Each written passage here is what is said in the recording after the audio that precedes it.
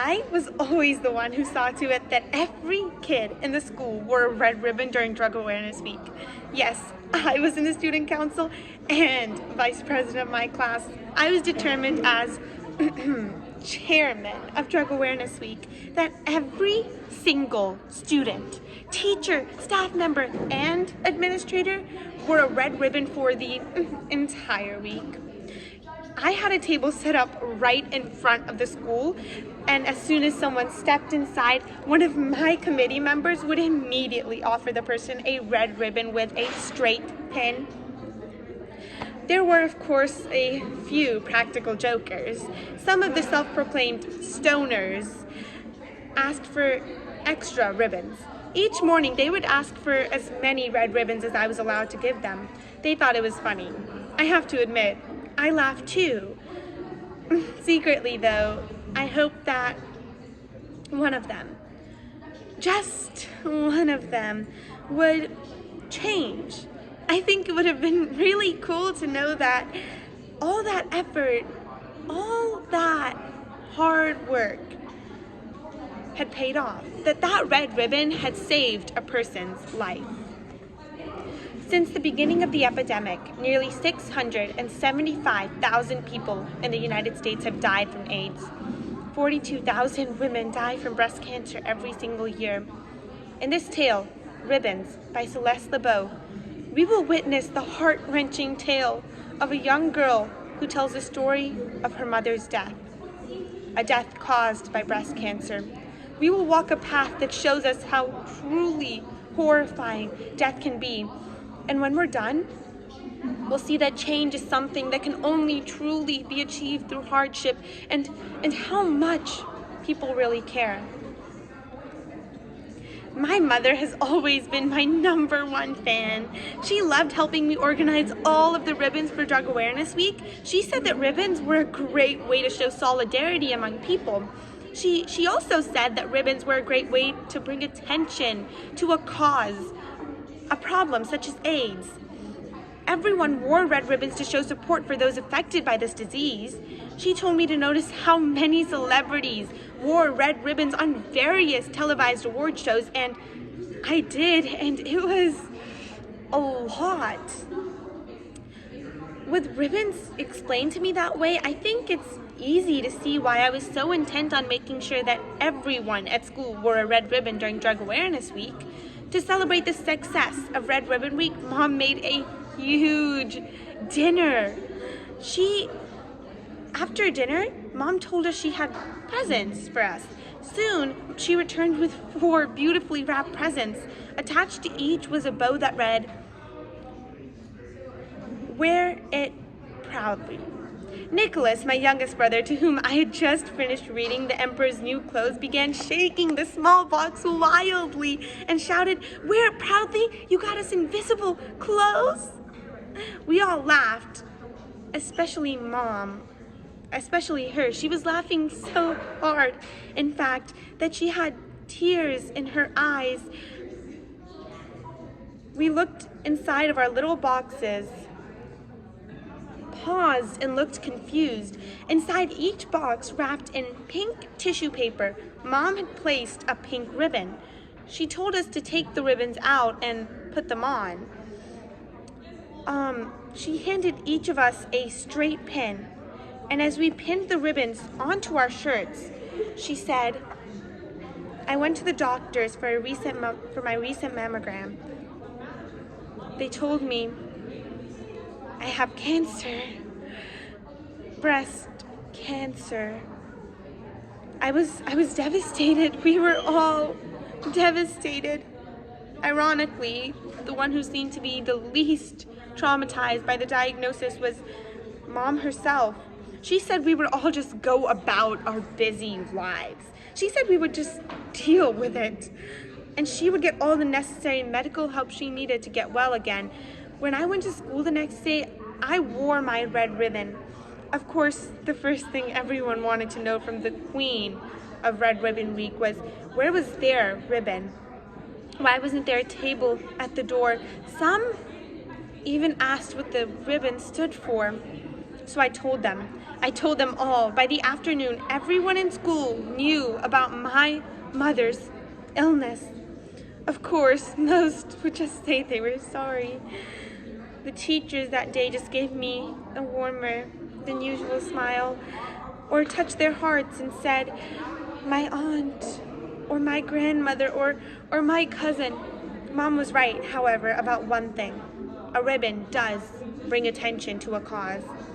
By the end of the week, everyone in school was wearing a pink ribbon. One of the secretaries in the office had a basket on her desk. Anyone who wanted to wear one could simply go to the office and get one.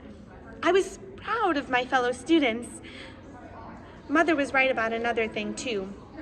Ribbons do show solidarity. I even saw that the self-proclaimed stoners were wearing pink ribbons, just one each, which I thought was really cool. They weren't making a joke by wearing them. They were making a statement. It was, in the end, it got really bad. Mom practically wasted away.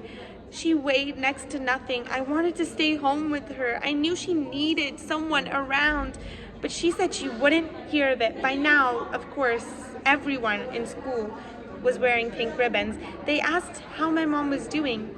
I tried to find something positive to say, but why lie? She was dying. Mother did everything the doctors told her to do, right down to the final detail.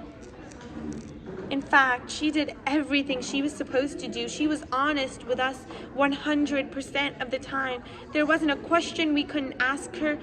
The only thing I think she didn't tell us about was when she was scared. That was my big thing. I told her that if she was ever scared, she could tell me. I promised her that if she told us, if she would share with me, when she was scared, I would be there for her. We would be there for her. My mother has breast cancer. She's slowly slipping away from us, and I'm here at school trying my best to focus on what the teachers are even saying. And as they drone out their lectures and ask us to read certain chapters of this certain book in whatever subject that I'm so far removed from at the moment that I can't even think.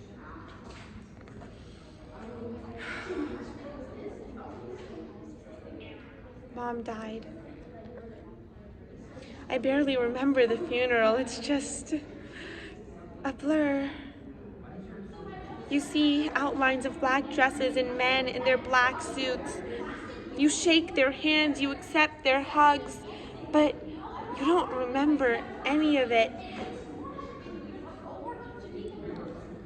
You can't make out the faces, and then it's over.